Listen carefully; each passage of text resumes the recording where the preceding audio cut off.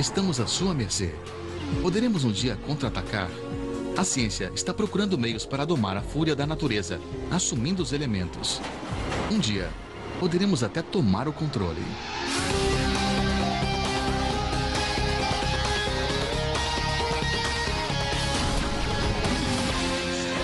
Ultra ciência. Mau tempo. Contra o assustador poder das tempestades e vendavais, nossos esforços de proteção parecem insignificantes. Golpes poderosos dos céus fustigam cidades e vilas. Destruição e morte arruinam em questão de minutos. Apenas na última década, 700 mil pessoas perderam a vida em acidentes graves causados pelo tempo. E as pressões da crescente população mundial tornam urgente a necessidade de uma solução. No século XXI, talvez não possamos mais aceitar tais perdas chocantes. Então, temos de tentar conter as forças que controlam as nossas vidas. Mas resolver o quebra-cabeças do tempo permanece um dos desafios mais difíceis da ciência. Milhões e milhões de variáveis interagem em escala global, à medida que a energia solar faz água e ar circularem em volta do planeta. Parece bem difícil prever com sucesso os padrões do tempo. Que dirá controlá-los?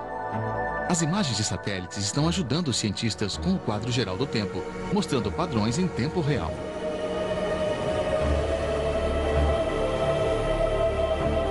Mas os detetives do tempo precisam descobrir padrões repetidos durante períodos muito longos.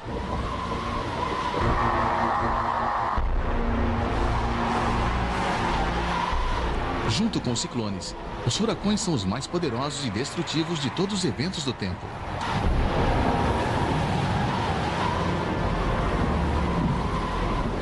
Eles se formam sobre o oceano quente quando dois ventos de direções opostas se encontram. Quando se elevam em espiral, eles sugam a umidade do ar oceânico, gerando ventos com velocidades imensas e assustadoras.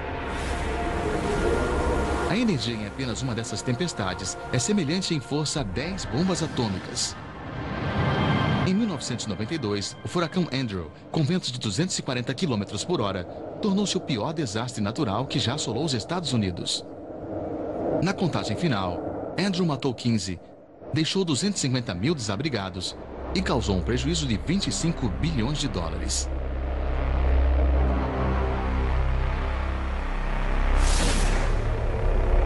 O Dr. William Gray, da Universidade do Estado do Colorado, está procurando padrões na trilha dos furacões há mais de 40 anos. O interesse principal do Dr. Gray é a atividade do furacão na Bacia Atlântica. Mas para entender o que está acontecendo, ele precisa de uma perspectiva global. Achamos que o globo atua como uma unidade e o que afeta a Bacia Atlântica de modo muito ativo ou não num ano é um padrão global total. Achamos que as previsões da Ásia são muito importantes. Achamos que as temperaturas da superfície do mar no Atlântico e os padrões de pressão aqui nas chuvas da África Ocidental, os ventos de nível superior da Bacia do Caribe e a pressão de superfície do El Niño aqui, e se há água quente, anormalmente quente nesta área aqui. Usando uma complexa fórmula matemática para ligar todos os fatos do tempo, ele pode prever furacões com uma precisão admirável de 70%. Com base nessa fórmula e em registros históricos do clima, agora ele está emitindo uma advertência extra. Ele acredita que os Estados Unidos estão em grande perigo. No meio do século, os furacões devastaram repetidamente comunidades costeiras da Flórida e os estados costeiros do sul. Depois pareceu diminuir. Ray acredita que um ciclo de 23 anos está prestes a se repetir. Estamos entrando numa nova era. É provável que danos causados por furacão nos Estados Unidos, junto à costa sudeste, como nunca vimos antes, desde o último período ativo no fim dos anos 60, por causa do tremendo aumento de pessoas e propriedades junto à costa sudeste.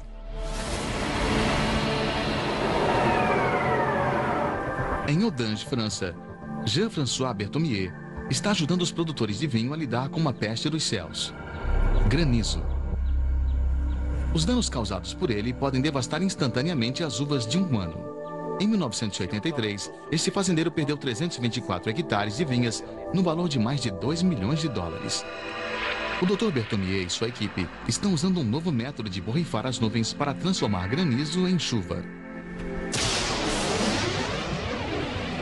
A ideia, inspirada por observações do comportamento do tempo perto de uma fábrica de papel, é espalhar fumaça. Estamos usando 2 tipos de lança-fumaça, um da África do Sul com sódio e potássio e um da França com cálcio. Ambos têm um ingrediente mágico, sal comum.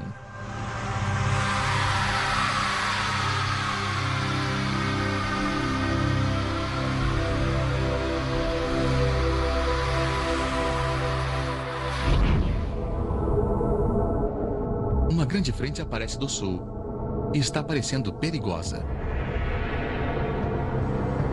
As imagens de radar avisam a equipe que Odange está cercada.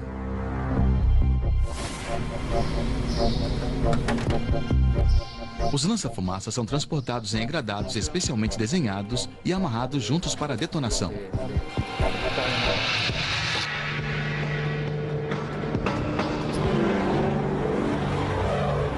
De volta à base, o físico do tempo Alex Leretz segue a tempestade usando o radar e identifica o alvo. Áreas cor-de-rosa de muita umidade em grandes altitudes são o sinal certo de granizo. Leretz direciona o avião semeador.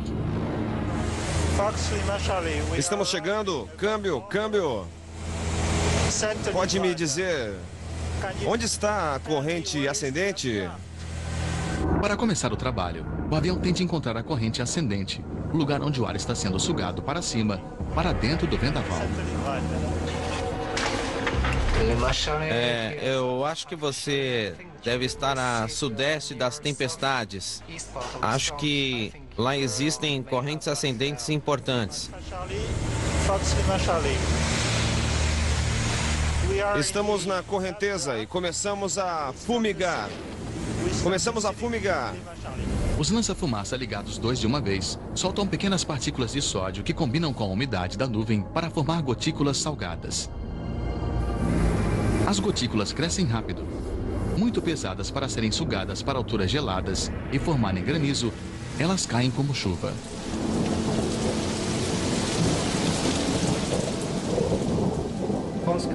Em minutos, Alex pode ver os resultados. As áreas rosadas de umidade desaparecem. A tempestade é desarmada. Este é o 3º ano de experiência e estamos muito contentes com os resultados.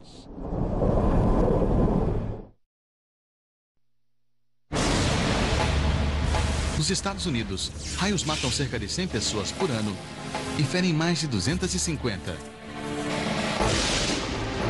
O raio não pode ser transformado. Tem de ser descarregado no ponto seguro do solo. Cada relâmpago do raio queima mais que a superfície do Sol, iluminando o céu com 1 bilhão de watts de força. Quando uma carga positiva se forma em nuvens de altitude menor, golpeia a Terra carregada negativamente. Para raios, são usados a tempos para atrair para o solo a fúria elétrica.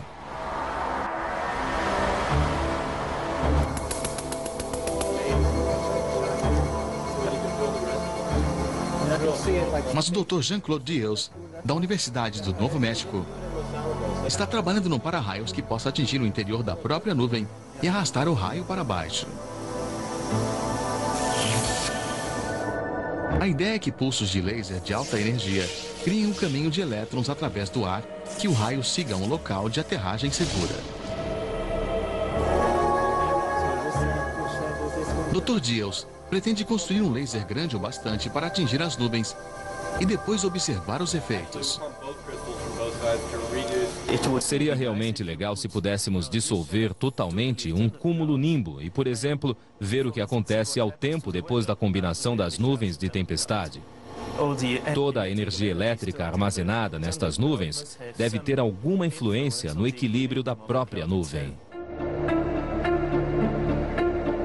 No mundo todo, cerca de 40 mil tempestades criam 8 milhões de raios todos os dias.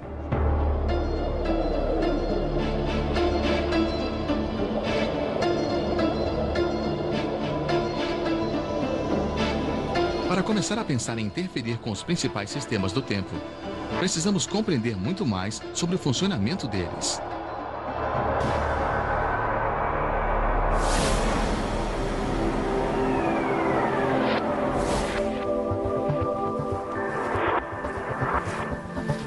Nas florestas de Rhode Island, tão distante quanto possível de linhas de força e transmissores de rádio, o Dr. Earl Williams observa os relâmpagos mundo afora.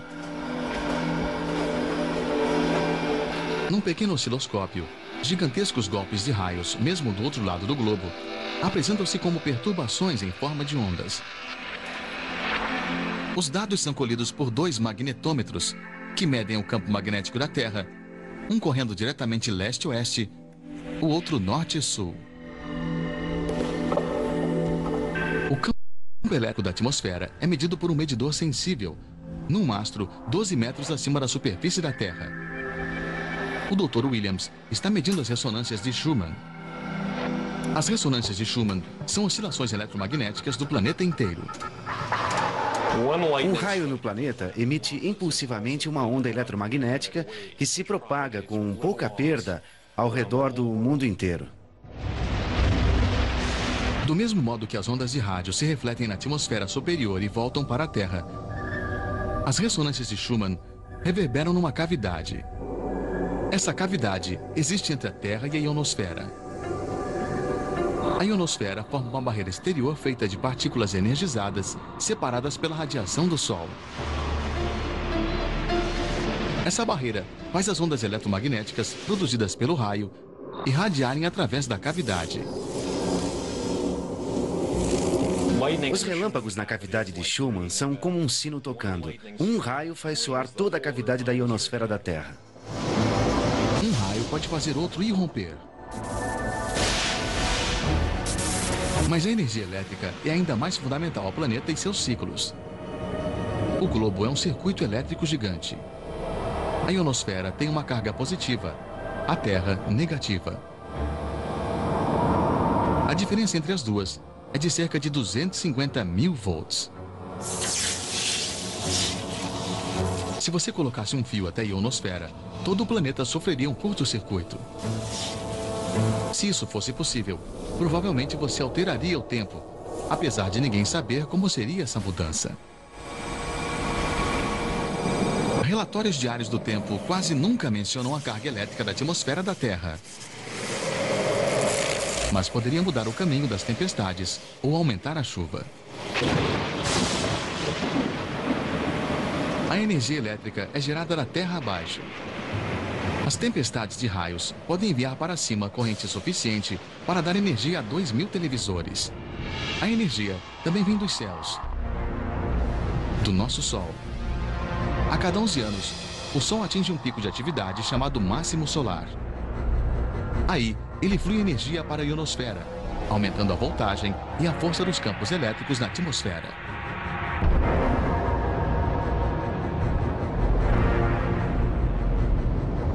Com o tempo, os efeitos acumulados no clima da Terra podem ser dramáticos, de acordo com o físico de atmosfera Brian Tinsley. Vemos efeitos como as mudanças das rotas de tempestades no Atlântico Norte, de 3 ou 4 graus de latitude. Portanto, isso é bastante para causar um efeito significativo no clima dos países europeus, na escala do tempo de uma estação. Os cientistas já viram as mudanças do tempo, tais como rotas de tempestade ligadas ao ciclo solar de 11 anos. Mas descobrir exatamente como isso acontece ainda é um mistério. Se lhe perguntassem, você pode mover um peso de 10 toneladas com um alfinete, provavelmente você diria, bem, não, é algo muito improvável. Mas se eu lhe dissesse que o peso de 10 toneladas é um elefante, aí você veria que em princípio seria possível. Se você cutucasse o elefante com o alfinete, o elefante ia gritar e ia andar. Como um elefante, a Terra, num certo sentido, tem uma longa memória. Ela se lembra de cada pequena mudança na atmosfera superior. Afinal, os efeitos aumentam, produzindo uma grande mudança na atmosfera inferior. E você pode ver um efeito muito forte. Os ventos mudam em 20%, a temperatura se altera em dezenas de graus, e isso é suficiente para alterar os padrões do tempo na linha mais baixa. Mas os humanos podem, de seu próprio jeito, influenciar os padrões do tempo. Na Universidade de Leicester, os colegas de Robinson do Grupo de Física Espacial estão conduzindo experiências na ionosfera.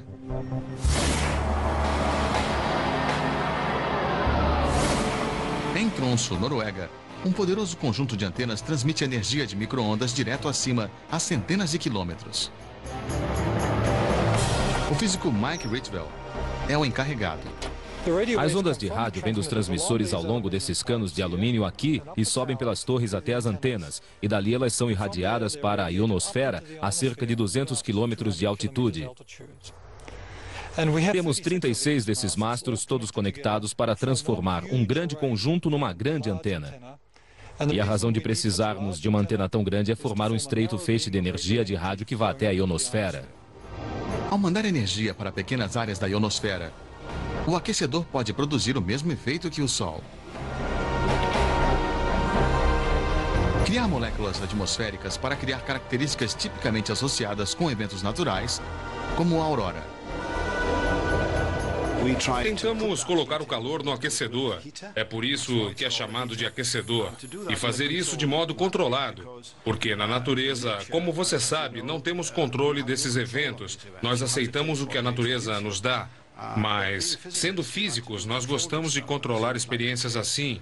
Gostaríamos de criar, talvez, uma pequena aurora, uma aurora em escala média e depois uma bem grande. E, desse modo, podemos realmente estudar o que está acontecendo de maneira apropriada e oportuna.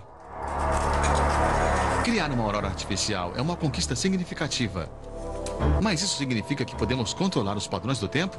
Não é muito provável. Aquecimento solar, Mike Ritwell. É preciso igualar a quantidade de energia que o Sol está colocando na atmosfera superior. Assim, é preciso aumentar basicamente a quantidade de força por um fator de cerca de 10 a 12. Isso é 1 milhão de vezes. Isso levaria mais energia do que podemos produzir no momento e seria preciso usar toda a energia de todas as estações de força da Terra, apenas para passar essa RF, essa energia de radiofrequência para a atmosfera superior, para termos a chance de conseguir algum efeito. E seria preciso fazer isso durante 10 anos.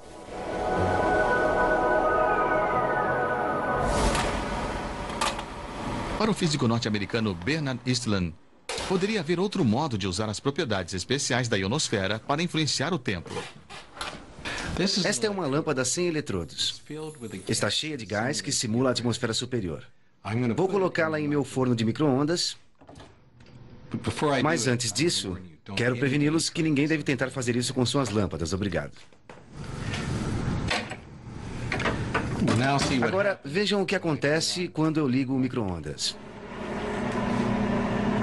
O que vocês estão vendo é um plasma. É feito de íons e elétrons. Está girando, movendo-se. Isso é o que acontece se você focaliza uma antena de radar na ionosfera superior.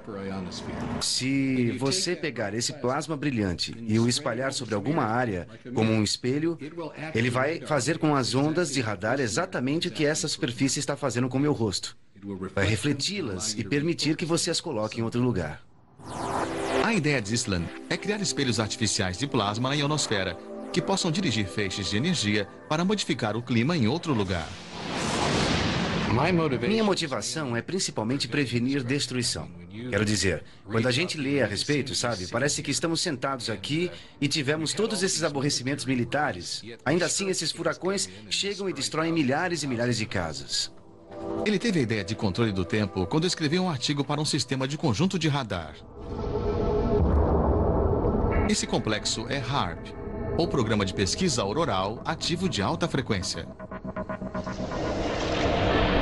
Agora é propriedade da Força Aérea dos Estados Unidos. Enquanto desenvolviam pesquisas sobre energias aurorais, os militares norte-americanos expressaram abertamente a esperança de usar o controle do tempo como tática militar. Mas eles negaram que qualquer experiência tivesse sido realizada. Eu estava apreensivo sobre gastar tempo, mas a física estava lá. As interações físicas podiam acontecer. Íamos ser capazes de fazer uma antena grande o bastante para fazer plasmas e espelhos e com força suficiente e energia para aquecer uma porção do feixe. É uma teoria que nunca foi testada. Uma razão poderia ser que isso requer enormes quantidades de força. Eastland admite a necessidade de uma antena emitindo 100 gigawatts de energia. Isso é equivalente a cerca de 1/10 da produção de energia dos Estados Unidos. E nem todos concordam que possa ser feito. Antes de tudo, é preciso muita energia para criar um espelho e, criando o espelho, você essencialmente absorve a energia. Em outras palavras, o feixe de ondas de rádio que cria o espelho aí não continua a refletir e volta ao solo. E se você põe energia suficiente nesse sinal para se refletir no espelho, ele modificaria o espelho, provavelmente destruiria o espelho ou o alteraria. Para Eastland, o teste da ideia poderia ser realizado por superaquecedores em complexos militares maiores. O número de programas da Força Aérea saiu dessas patentes. Você está mais familiarizado com o programa HAARP.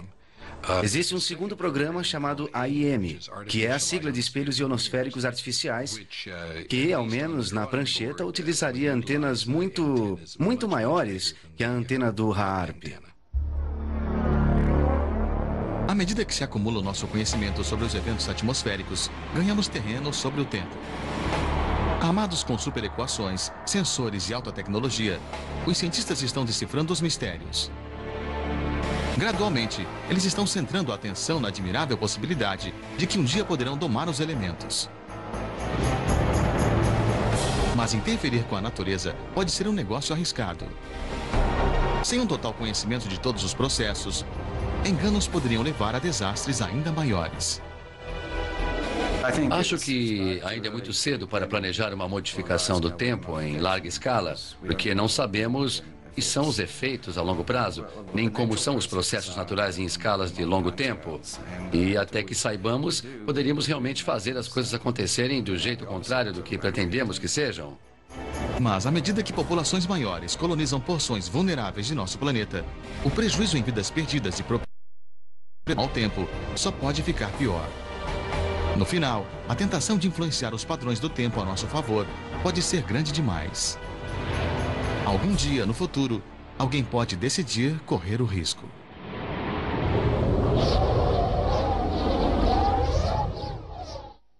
Versão brasileira DPM Santos.